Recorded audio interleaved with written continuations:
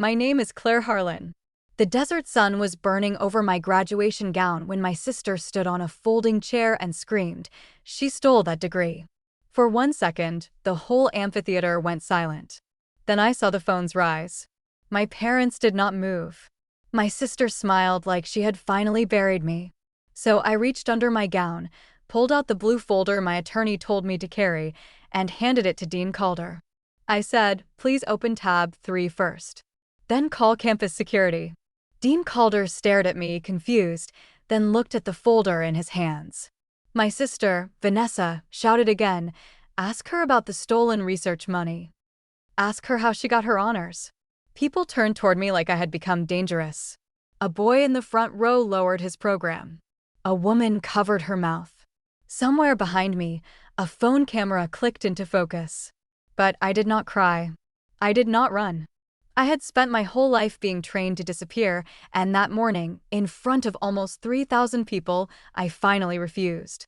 Vanessa was 2 years older than me. In our house outside Reno, she was not just my sister. She was the weather. If Vanessa was happy, the whole house relaxed. If Vanessa was upset, everyone moved quietly, like we were walking around broken glass. My father, Malcolm, called her the spark. My mother, Denise, called her our brave girl. I was never called anything that bright. I was careful. I was easy. I was the one they trusted to understand. When I was 10, my science teacher chose my desert water model for the county fair. I built it out of plastic tubing, sand, and a cracked fish tank my neighbor was throwing away. I practiced explaining evaporation for 3 nights in front of my bedroom mirror. At dinner, I waited for Vanessa to finish talking about a school play she had not even auditioned for yet. When there was finally a pause, I said, "My project got picked for the fair." My father smiled for half a second. Then Vanessa pushed her chair back and said, "I guess nobody cares that I might have stage fright." My mother rushed to her. My father told me to clear the plates. That was how my childhood worked. My good news always had to be smaller than Vanessa's bad mood. My birthdays were rescheduled if she had plans. My report cards were put on the fridge only after hers were hidden in a drawer. If I objected, my mother would lower her voice and say, "Claire, please. You know your sister feels things deeply." I learned the family rule long before anyone said it. Vanessa was allowed to need. I was expected to cope. That kind of rule does not sound cruel when you are young. It sounds like maturity. It sounds like being kind. It sounds like peace. But peace, in our house, meant I swallowed everything before anyone had to notice I was choking. By high school, I had become the quiet girl teachers loved and classmates forgot. I spent lunch in the library because books never asked me to shrink. I liked old buildings, old letters, old photographs. I liked the way history kept proof that someone had existed. During my senior year, I won a small scholarship for a paper about abandoned mining towns in Nevada. It was not much money, but it came with a letter from Canyon Ridge University in Arizona, inviting me to apply to their heritage conservation program. I remember holding that letter at the kitchen table. My hands were shaking. Vanessa walked in wearing sunglasses indoors and asked why I looked so weird. I told her. She read the first line, then laughed. "Arizona? What are you going to do, dust rocks for a living?" My father said, "It is a practical concern, Claire." My mother said, "Maybe apply somewhere closer. Your sister is going through a lot right now." Vanessa had just quit a retail job after 3 weeks because her manager had negative energy. I applied anyway. When the acceptance email came, I was sitting in the school parking lot in my old blue sedan. I read it 6 times. Full tuition. Housing grant. Research stipend. Honors track. For the first time in my life, a door opened that did not have Vanessa standing in front of it. College felt like oxygen. Canyon Ridge was built against red cliffs, with pale stone walkways and wind that carried dust into every classroom. I loved it immediately. I loved the archive room that smelled like paper and cedar. I loved the quiet basement lab where we cleaned pottery fragments with soft brushes. I loved that nobody knew I was supposed to be the easy daughter. My roommate, Rowan Ellis, was the first person who noticed when I went silent. She had short black hair, 3 coffee mugs, and no patience for people who confused cruelty with honesty. The first week, she asked, "Why do you apologize before asking to use your own desk?" I said, "I do not." She stared at me. Then I heard myself whisper, "Sorry." Rowan laughed so hard she almost dropped her laundry basket. But she was never mean about it. She just kept pointing out the habits I thought were my personality. By junior year, I had a research position with Dr. Avery Holt, one of the most respected professors in our department. We were cataloging oral histories from families who had lived near old rail routes. My name was going to appear on a small museum exhibit. It was not glamorous, but it mattered to me. For once, I was not standing in anyone's shadow. Then the first email came. It looked like it was from the financial office. It said my stipend account had been updated and the next payment would be delayed. I went to the office the same afternoon, embarrassed, thinking I had filled out a form wrong. The woman behind the desk frowned at her computer. "You requested a transfer to an external account last week." I said, "No, I did not." She turned the screen toward herself. Her face changed. "This came from your student portal."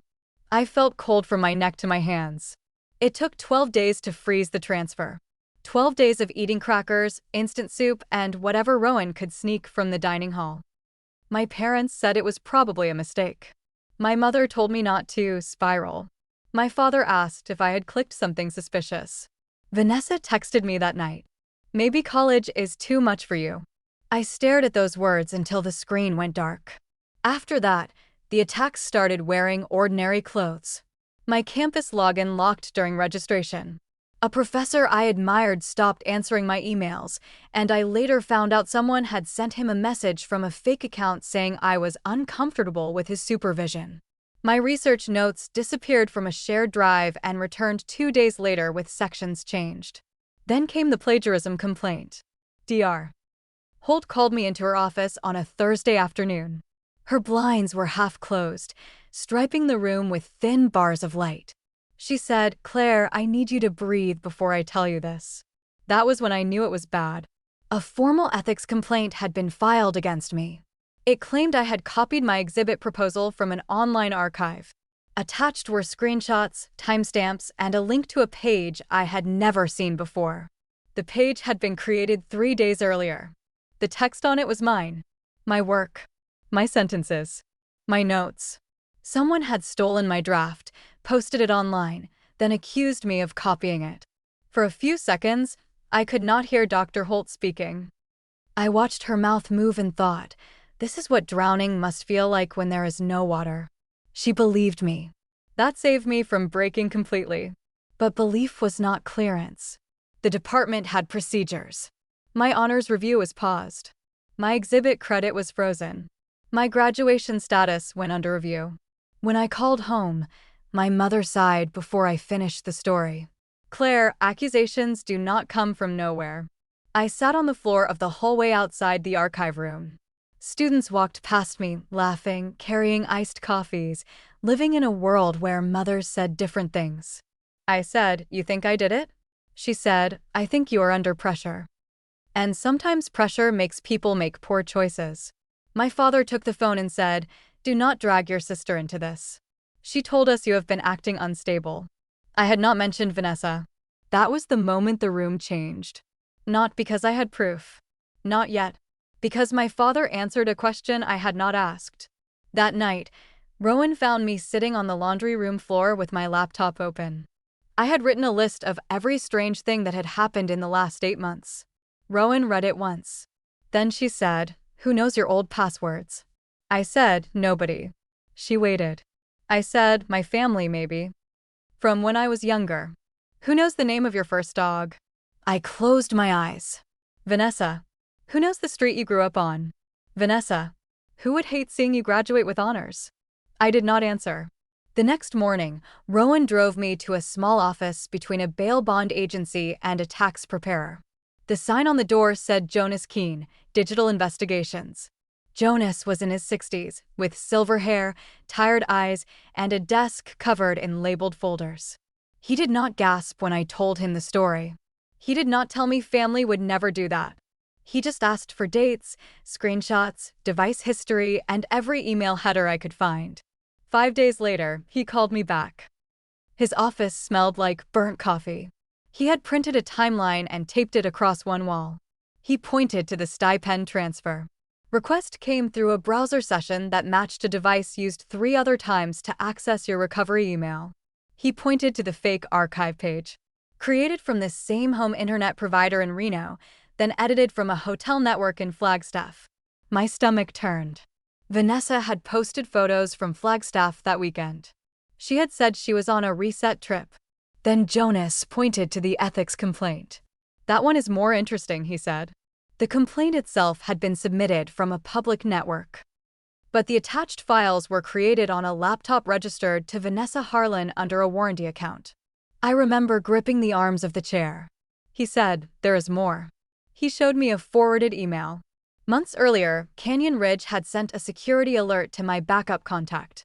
I had forgotten that when I applied, my parents' home email was still listed as an emergency recovery address. My father had received the warning. He had forwarded it to Vanessa. No message to me. No question. No concern. Just a forwarded warning and the words, "Handle this before she makes a scene." I read that line until it stopped looking like English. That was the day I called Paige Mercer. Paige was a civil attorney in Phoenix who wore navy suits and spoke like every word had been sharpened before she used it. She reviewed Jonas's report, the emails, the fake site records, the complaint metadata, and the security alerts. Then she said, "Claire, this is not family drama. This is a pattern of harassment, impersonation, and interference with your education." I started crying, not because I was scared, but because she named it. For years, everyone had given Vanessa softer words. Sensitive, dramatic, jealous, overwhelmed. Paige gave me harder words. Harassment, impersonation, interference. Sometimes the truth does not heal you gently. Sometimes it gives you a spine first. We sent a cease and desist. We filed for a protective order after Vanessa sent 3 messages from unknown numbers telling me I would regret showing off. The court granted temporary restrictions.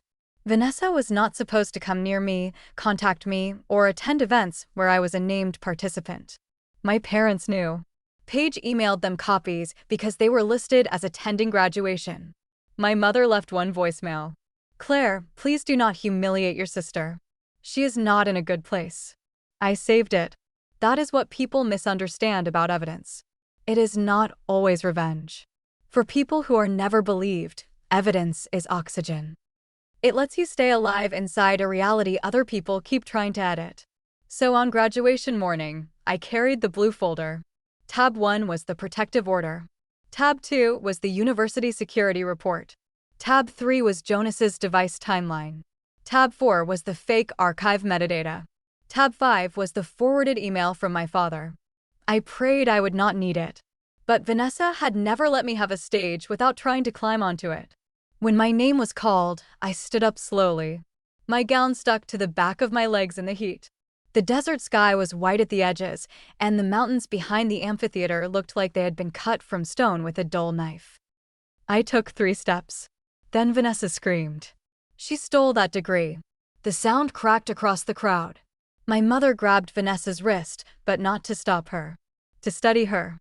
My father looked at the ground. Vanessa kept going. She faked her research. She stole money. She has everyone fooled. People stared at me. And for one old, familiar second, I was 10 years old again, holding my science fair letter while everyone rushed to comfort Vanessa. Then I felt the folder under my gown. I walked to Dean Calder. My voice shook once, but it did not break.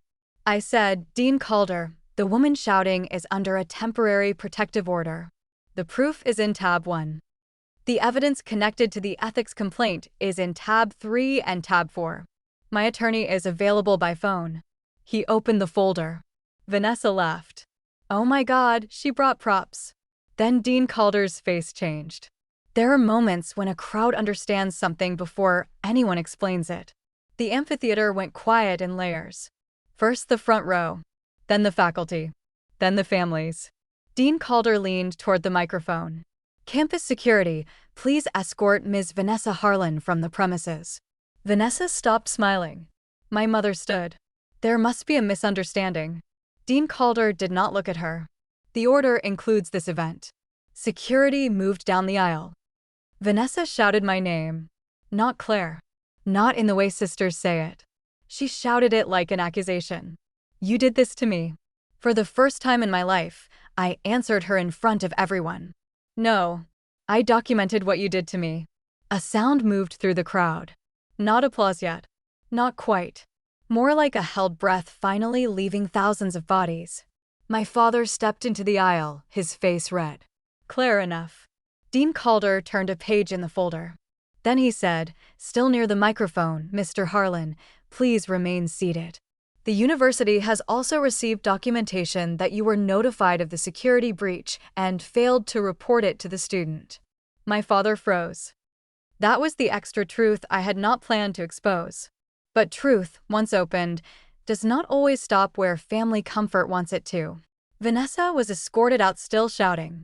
My mother followed her, crying. My father stayed for maybe 30 seconds, then left without looking at me. I stood beside the podium, alone in the sun. Dean Calder closed the folder and faced the audience. Claire Harlan, he said, graduating with distinction. The applause began in the faculty section. Dr. Holt stood first. Rowan stood on her chair and screamed my name so loudly people 3 rows away laughed. Then the sound spread. I walked across the stage. My legs felt weak. My hands were cold despite the heat. When Dean Calder handed me my diploma cover, he said quietly, I am sorry this happened here. I said I am not. And I meant it.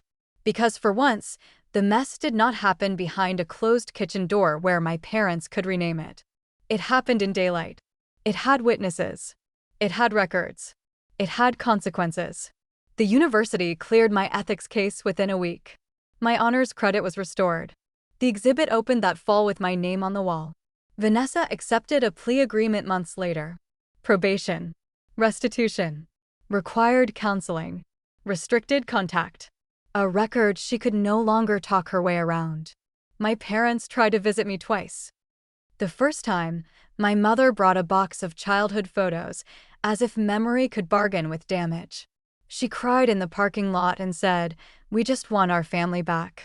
I said, you want the old arrangement back. She looked at me like I had slapped her. The second time, my father came alone. He said Vanessa had suffered enough. He said I had made my point. He said, you know how she is. That sentence unlocked something in me.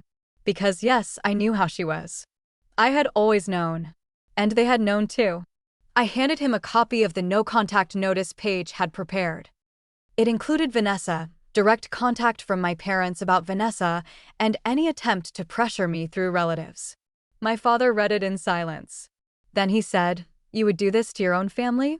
I said, I am doing this so I can survive what my family did. He left with the paper folded in his hand. That was 2 years ago. I live now in a small apartment near a historic district where the sidewalks are uneven and the houses have plaques by the doors. I work for a preservation nonprofit. Some days I restore damaged letters. Some days I catalog photographs of people whose names almost disappeared. I think that is why I love the work. It reminds me that being erased is not the same as being gone. I still have bad nights. I still hear Vanessa's voice sometimes when I am about to share good news. I still feel my mother's old warning in my chest, telling me not to make anyone uncomfortable. But now I answer it. I am allowed to take up space. I am allowed to be believed. I am allowed to keep proof. And I am allowed to build a life where love does not require me to vanish first.